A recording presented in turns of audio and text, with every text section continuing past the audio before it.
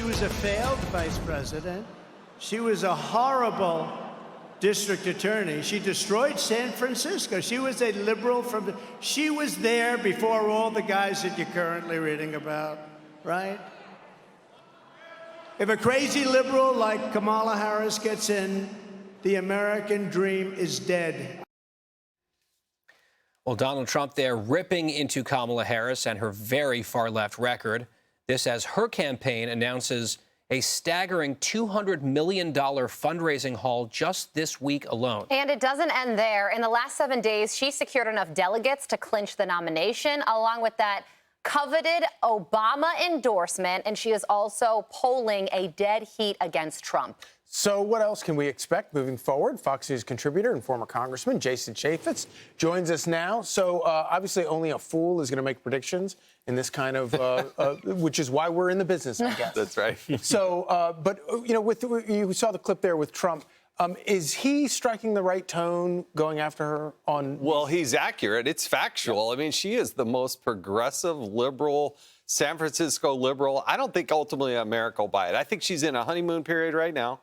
But when people are exposed to her record and what she believes in, what she's actually done, I think they've got a huge, massive problem on their hands because she wants to do everything like have a conversation about getting rid of meat to going forward. Straws.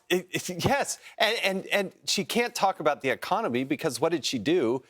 And every time we have a discussion about, you know, well, what's going on with overseas, she's taken more the Palestinian side than the Israeli side. She has no resume to talk of any substance regarding our safety and security.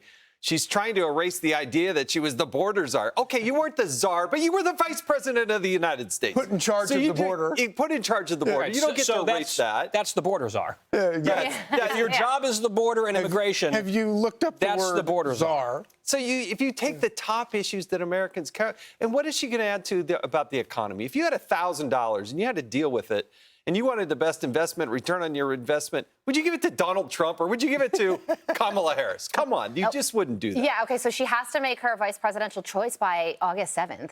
And there's a lot of focus on Josh Shapiro right now, also Mark Kelly in Arizona. Whoever she chooses, Arizona is a big state, Pennsylvania considered a must-win state. How much of an advantage would Kamala Harris have if she chooses the governor or a politician in that state? I think anybody she picks out of that group would actually be accretive and helpful to her. The problem is Kamala Harris is Kamala Harris. That's the problem. At the end of the day, people are going to look at that and say, she doesn't have the resume. She doesn't have the chops to do it. She is not up to the job, and she didn't do anything. What did she do over the last 3.5 years?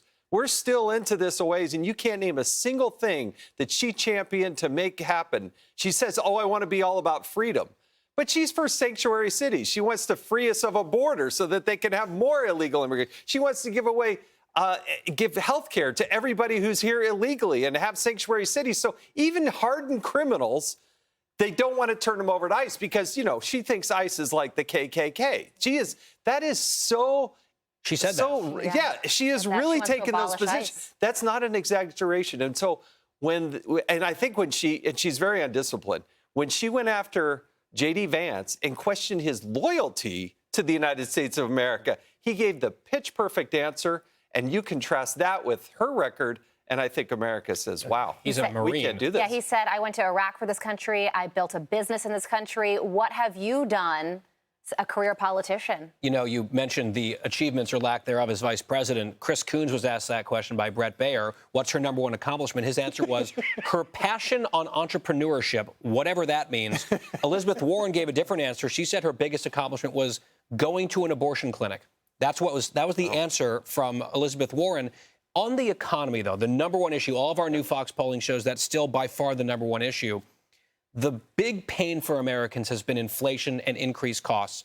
And we all understand that was due to much higher spending, out-of-control government spending under Biden and Harris. Just looking at her Green New Deal and her health care plan, that's $9 to $10 trillion of new spending a year, Jason. The inflation impact would be astronomical.